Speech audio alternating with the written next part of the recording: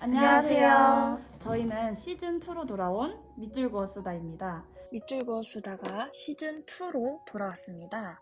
시즌1에서는 보겸쌤과 주희쌤이 진행하셨는데요. 이번 영상부터는 천공자 2학년에서 공부 중인 준혜와 민주가 진행하게 되었습니다. 저희는 밑줄 그어 수다에서 재밌고 가볍게 책을 가지고 수다를 떨어보고 싶습니다.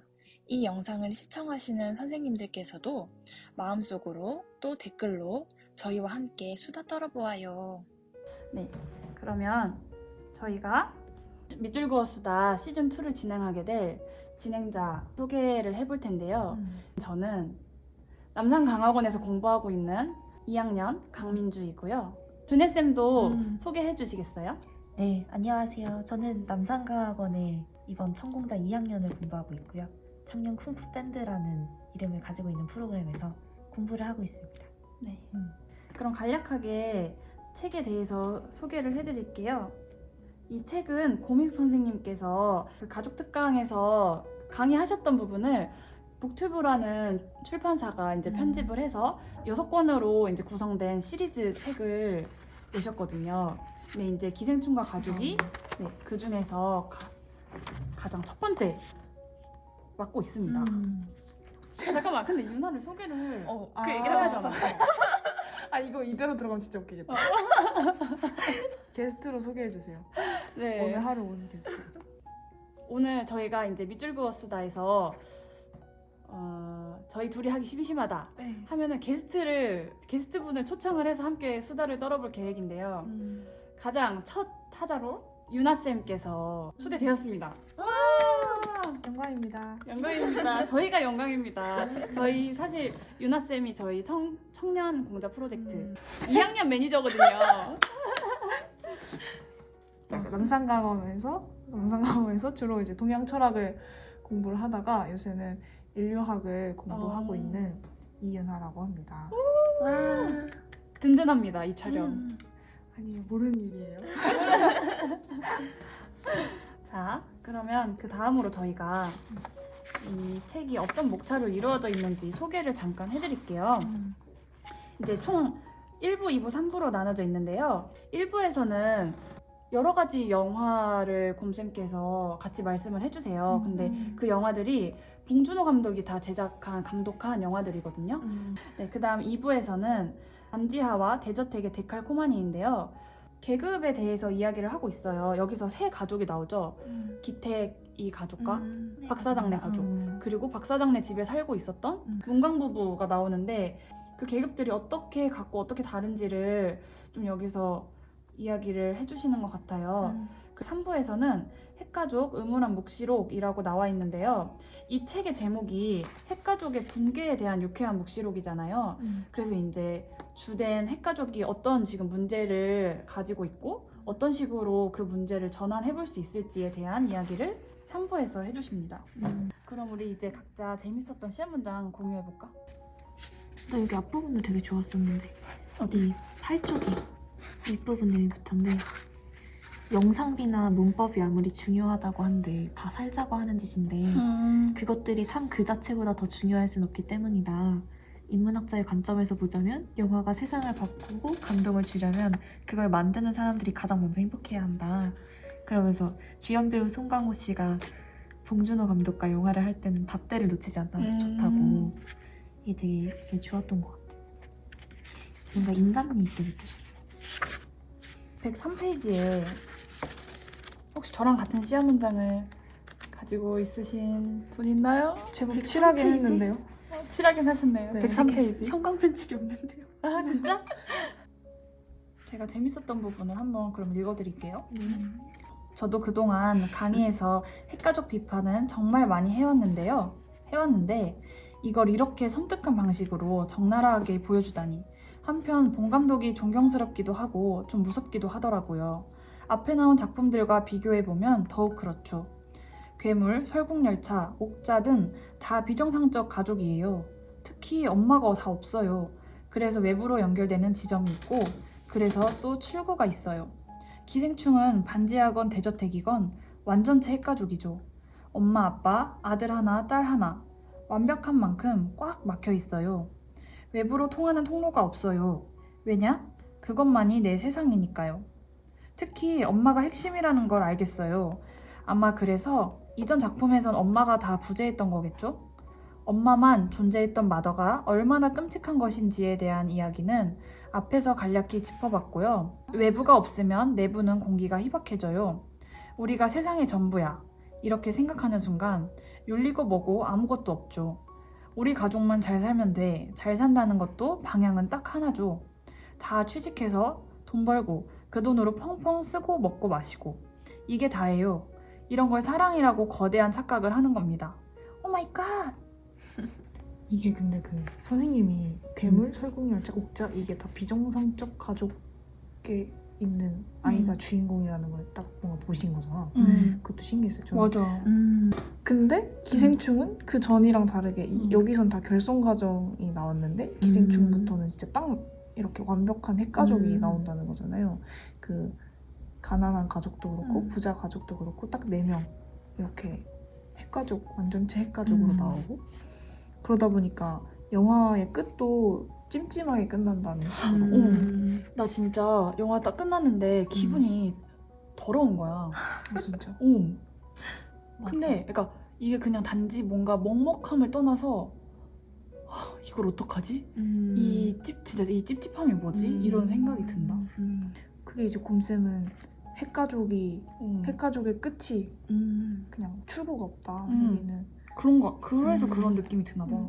봉준호 감독이 그렇게 보신 것 같다고? 근데 진짜 나는 우리 가족만 잘 살면 돼 라고 의도적으로 막 생각하진 않았는데 그렇게 살고 있었던 것 같아. 물론 그러니까 타인한테 관심이 그렇다고 없는 건 아닌데 성공을 했어. 근데 우리 집에 뭐 엄마가 안 계셔. 아니면 엄마랑 아빠랑 뭐 이혼을 했어.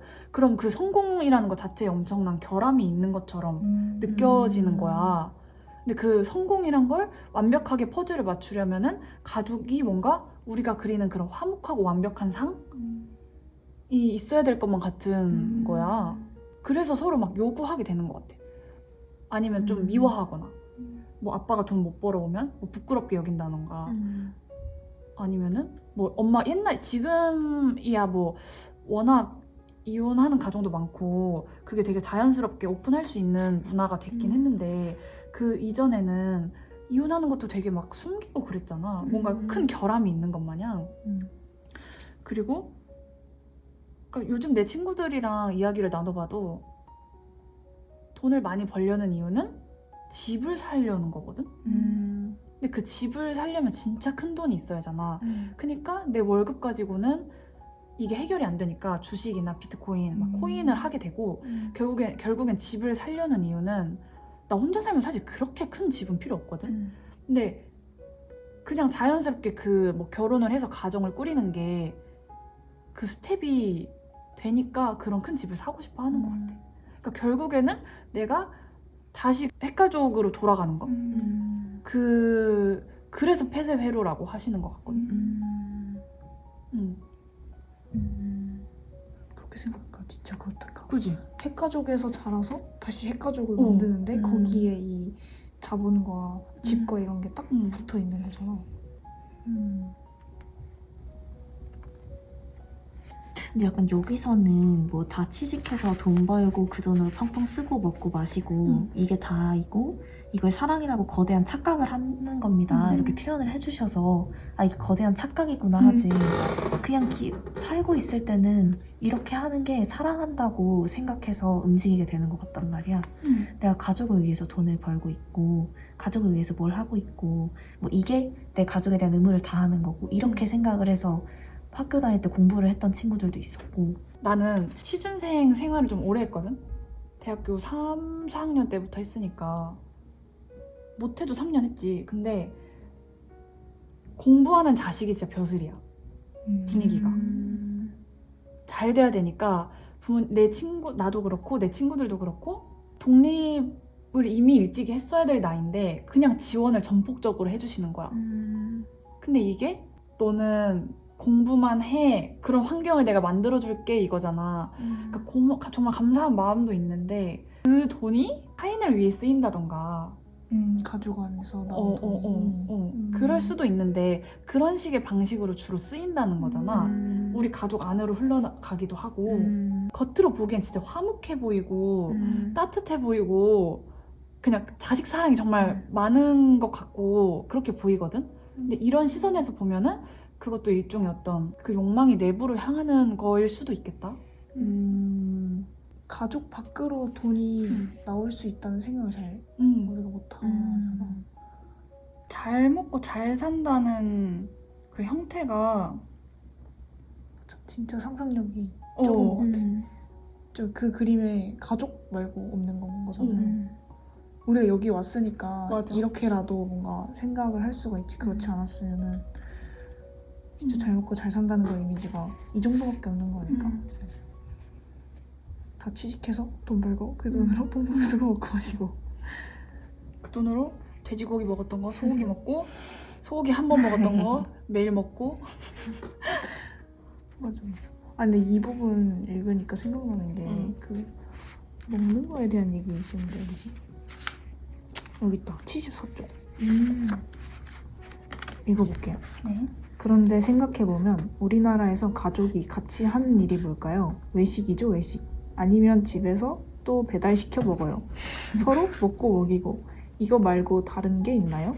예를 들면 인생에 대한 깊은 지혜를 주고받는다든지 세상 돌아가는 이야기를 한다든지 아니면 고전을 낭송한다든지 이런 건 아예 상상조차 못해요. 주고받는 이야기의 대부분은 돈에 대한 거겠죠. 우리는 가족 이하를 확인하는 게 오로지 돈 이야기 하면서 같이 먹는 거예요. 그래서 영화에서도 박 사장은 늘 뭘 잔뜩 사가지고 오잖아요. 온갖 상품들이죠. 요게 핵가족입니다. 이런 식의 가족은 정말 자본주의의 천병입니다. 국가가 뭐 이래라 저래라 할 필요도 없어요. 가족밖에 난 몰라 하는 순간 오로지 소비하는 일에 총력을 기울이게 되어 있어요. 그걸로밖에는 서로의 사랑을 확인하거나 표현할 방법이 없는 거죠. 이 가족이 이제 되게 자본주의의 그렇게 끝에 있는 것처럼 보이니까 그 막 나는 안 그래 이렇게 생각할 수도 있는데 근데 그냥 곰곰 생각해보면 사실 가족이랑 하는 게 먹는 거 말고는 딱히 없는 거 같거든요. 저도 집에 가끔 가는데 가끔 가면 뭐 밥 같이 먹고 얘기 좀 하고 그리고 뭐 별거 없어요. 집 안에서는 사실 뿔뿔이 흩어져 있거든. 밥 먹을 때 말고는 각자 할 일 하지 않냐? 가족끼리 이렇게 만날 수 있게 해주는 수단이 유일한 거야, 이 밥 먹는 거가. 그래서 막 기념일 챙기는 것도 다 밖으로 나가서 외식을 하고 그러는 것 같단 말이지. 그러니까 가족끼리 뭐 일을 같이 하는 것도 아니고 뭐 공부를 같이 하는 것도 아니고 그러니까 밥 먹는 거지. 근데 이게 그러니까 밥 먹는 건 상관이 없어. 맞아. 근데 우리의 그 가족 관계가 그러니까 같이 밥을 먹고 이렇게 서로 이렇게 지지해주는 그런 관계인데 너무 그 관계밖에 안 남거나 아니면 그 관계를 너무 과대하게 의미 부여를 할 때 문제가 생기는 것 같아요. 그러니까 사실 가족 식구라는 게 진짜 뭐 밥을 같이 먹는 사람들이라고 하잖아. 그러니까 밥 먹는 것 자체가 문제가 된다기보다는 관계를 맺는 방식이 진짜 그런 식밖에 없다는 게 문제가 아닐까? 종종 싸움으로 번지는 경우가 있거든. 이야기를 나누다가 불똥이 막 불꽃들이 좀 튈 때가 있단 말이야. 서로 오해를 많이 하는 것 같거든. 어떤 말에 예민한 것 같거든. 예를 들어서 이 벌레 같은 놈 이렇게 했을 때 물론 기분 나쁜 워딩이긴 한데 친구들끼리 장난칠 때랑 뭔가 가족들끼리 사이에서 밥 먹을 때 오고 가는 거랑 그 말에 좀 더 쉽게 걸려 넘어지는 것 같거든. 근데 그 이유가 관계 맺는 게 좁다 보니까 그 해석할 수 있는 맥락이 또 없는 거 아닐까? 관계 맺는 방식이 좁은 게 관계를 맺는 방식이 좁다는 거가 그냥 지금 딱 떠오르는 거는 이야기할 수 있는 주제가 되게 한정적인 느낌이 들어. 여기 그런 얘기 있었는데 그러니까 뭐 세대가 달라서 맞아. 공감이 안 되는 맞아. 나 그거 표시해놨었어. 81쪽. 지금 핵가족밖에 없으면 어떻게 돼요? 엄마, 아빠는 공감할 수 있는 대상이 아니잖아요. 세대도 다르고 정서적 감각도 다르고 그러니 오로지 돈을 주고받는 관계죠. 그것밖에는 소통하기가 불가능합니다. 그 다음, 형제 2명으로 이런 공감이 가능해요? 그러면 되게 위험한 관계가 됩니다. 둘이 너무 친해도 문제지만 대개는 사이가 그렇게 좋지 않아요. 서로 감정으로만 관계를 맺기 때문에 그렇습니다. 너무 피곤해지거든요. 그래서 남매 사이에 10년씩 말도 안 하고 지내는 경우도 있어요. 특별한 이유도 없이 그냥 싫은 거예요. 참 역설이죠. 4인 가족, 2명의 형제. 이렇게 간결한 관계인데 소통이 안 된다는 거. 더 큰 문제는 이런 식으로 가족이 전부라고 믿고 나머지는 다 부차적이라고 생각하면 당연히 친구한테 내가 투여해야 될 에너지가 없습니다. 있다고 해도 거기에 투여해도 안 되죠. 핵가족이 외부로 흘러갈 에너지를 다 흡수해버려요. 그러니 이제 우리나라 교육이 이 친구를 다 밟아야 되는 상황으로 흘러온 거죠. 있던 친구도 다 아웃이에요. 근데 나 이런 경우 진짜 많이 봤어. 남매끼리 진짜 사이 안 좋은데. 언니 사이 좋잖아. 나는 근데 솔직히 내 이야기를 풀어보자면 풀어도 돼요? 풀어요. 오빠랑 원래 친하긴 했거든? 근데 근데 우리는 채무 관계가 있었기 때문에 서로 돈을 빌려주고 빌리는 그런 채무 관계였기 때문에 이게 끈끈하게 이어질 수 있었다라는 생각은 좀 해. 그러니까 원래 이거 폭탄 발언. 오빠랑 나랑 관계를 맺었던 게 어떤 식이었냐면 같이 쇼핑 가기. 그리고 돈 서로 빌려주기. 그리고 그냥 뭔가 오빠는 감정적으로 뭔가 고민이 되는 일이 있으면 나한테 말하긴 했는데 여기 와서 공부하는 관계로 가져가니까 뭔가 확 풀리면서 되게 편해졌어 서로. 그리고 나도 내가 오빠를 되게 진짜 오빠한테 미안한데 많이 갇혀있고 타자랑 소통을 잘 못하는 사람이라고 생각했거든? 오빠분이. 근데 내가 진짜 함부로 판단했다 그런 생각 되게 많이 했어. 그러니까 오빠가 단지 그냥 이 코로나 시국에 그 자취방에 혼자 있는 청년이라고 생각해서 타자랑 소통하는 걸 힘들어한다고 생각했거든? 근데 내가 진짜 큰 실수했구나 이걸 되게 많이 느껴. 좋다. 나 그래서 이 1년이 진짜 값져. 그러니까 다른 방식으로 관계를 맺을 필요가 확실히 있는 것 같아. 가족하고도. 가족하고도. 근데 이런 특이한 케이스를 제외하고는 보통 이제 세대도 다르고 정서적 감각도 다르고 뭐 남매랑도 그냥 이유 특별한 이유 없이 그냥 싫고. 그래서 이제 가족하고는 이런 공감하는 관계가 거의 불가능하다. 이런 얘기인 것 같아요. 서로 감정으로만 관계를 맺기 때문에 그렇습니다.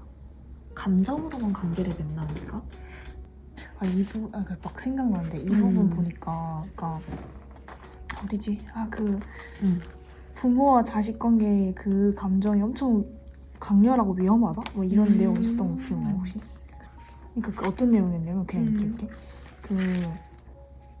옛날에는 일부러 자식들을 밖으로 보내서 다른 사람들한테 교육을 시키는 그런 뭐 관례 같은 게 있었다 하면서 그게 이제 부모 자식 간의 관계가 얼마나 이게 끈끈하고 이제 강렬한지 알았기 때문에 그런 지혜가 있었던 거다. 근데 요즘은 그런 거 진짜 모르는 것 같다고. 근데 그게 되게 여기선 감정으로 관계를 맺는다 이렇게 되어 있는데 그게 되게 그냥 되게 생물적이고 자연적인 조건인 것 같아. 자식과 부모의 관계가 어쨌든 다르잖아. 그냥 친구랑 다르고. 근데 그게 뭐 좋고 나쁘고를 떠나서 되게 그렇게 밀착이 되게 쉬운 관계인데 그렇기 때문에 이제 옛날에는 지혜를 발휘해서 사람들이 일부러 거리를 이렇게 떨어뜨려 놓고 이제 아이가 성장할 수 있도록 다른 사람한테 교육을 맡기고 이렇게 했는데 지금은 바로 옆에서 엄청 케어를 하잖아. 그러니까 맞아. 더 유착 관계가 되고 참. 근데 그게 진짜 사랑하니까 라고 포장이 되잖아. 그리고 이게 진짜 여기서는 감정이라고 말하는데 진짜 감정의 문제일 것 같아. 어떻게? 이 애가 그래서 나 부모가 아니니까 잘 모르겠는데 그러니까 우리가 잘못된 입장으로서 이거 이야기하기가 좀 어려운 것 같아. 맞아. 근데 그냥 이입을 좀 해보자면 그러니까 내 자식이 제일 뭔가 중요하고 얘가 하는 말이 다 얘 말이 일단 맞는 것 같고 이렇게 감정적으로 이렇게 되게 가까운 사람일수록 그 사람 편이 돼버리잖아. 그리고 얘를 건드린 애들은 다 나쁜 그런 거가 되고 그러니까 나의 굉장히 강한 확장인 건데 나의 확장인데 남이기도 하니까 이게 내가 되게 얘를 위한다고 생각할 것 같아. 그러니까 나를 위해서 막 이런 건 되게 이기적으로 느껴지잖아. 근데 내 자식을 위해서 하는 건 또 헌신이고 막 이런 것도 막 섞여 있을 것 같고. 나에 대한 확장인 거잖아. 그 가족이란 존재가 그 정말 개인 하나하나 뭔가 개성이 존중받는다기보다는 그 사람이 어떻게 됨으로써 내가 더 멋져 보일 수 있는 거야. 나라는 사람이. 아까 맨 앞에 이야기한 성공의 척도랑도 되게 좀 일치가 되는 것 같은데 예를 들어서 내가 진짜 돈 잘 버는 남편이야? 그러면은 나는 젊고 막 밥도 잘하고 예쁜 그런 섹시? 너무 옛날 말이야. 아내를 원할 것 같거든? 그러니까 내가 이 정도가 되면은 그에 상응하는 가족의 어떤 역할이 요구되는 거야. 아내의 역할. 내가 국회의원이야. 그러면 내 자식은 막 명문고등학교를 나와야 쪽팔리지가 않아. 이런 식으로 진짜 자기의 확장이라는 점에서 서로한테 욕망을 투여하고 있는 것 같아. 근데 그것도 되게 또 신기한 지점 중에 하나가 그러니까 욕망을 투여하는데 그게 다 똑같아. 그쵸? 척도가 다 그냥 돈하고 사회적 지위 뭐 이런 거잖아. 그러니까 막 내 욕망을 내가 국회의원인데 그 아들이 뭐 해야 된다고? 명문고등학교. 그러니까 내가 국회의원인 거 하고 아들이 명문고인 거 하고 사실 진짜 관련이 없잖아. 근데 우리는 당연하게 그게 상응한다고 여기잖아. 그러니까 돈 잘 버는 남편하고 이를테면 샥시한 와이프. 돈 잘 버는 남편하고 그 유능한 아내 뭐 이렇게 생각한다면 대체 그 수준이 맞는다? 라고 표현할 때 이 수준이 맞는다고 어떻게 그거를 생각할 수가 있지? 우리가 근데 다 똑같이 그렇게 생각하는 게 화폐로 치환했을 때 정말 고등학교를 안 나온 애랑 일반고를 나온 애랑 명품 고등학교를 나온 애랑 명품고 있냐? 명문고등학교? 명문고등학교. 지식이 짧게 다르게. 진짜 그러니까 그 가족 그러니까 뭐 좋은 가족 그러니까 나의 확장이라고 하는 그것도 그냥 그 기준이 다양할 수도 있는데 맞아. 그냥 다 하나밖에 없는 것 같아. 그 화폐 이런 거. 막 이렇게 하진 않잖아. 내가 남편이고 국회의원이야. 내 아내는 진짜 친한 친구가 100명이어야 돼. 그래야 그러니까, 수준이 맞아. 이렇게는 생각 안 하잖아. 그렇게 생각 안 하죠. 우리 아들은 적어도 길거리에서 1년은 지내볼 수 있어야 돼. 타자한테 신체가 열려있는 아들이어야 돼. 그렇게는 생각 안 하잖아. 그래서 이 핵가족이 자본주의랑 엄청 유착돼 있다 이 말이 이렇게 생각하면 진짜 좀 와닿는 것 같아요.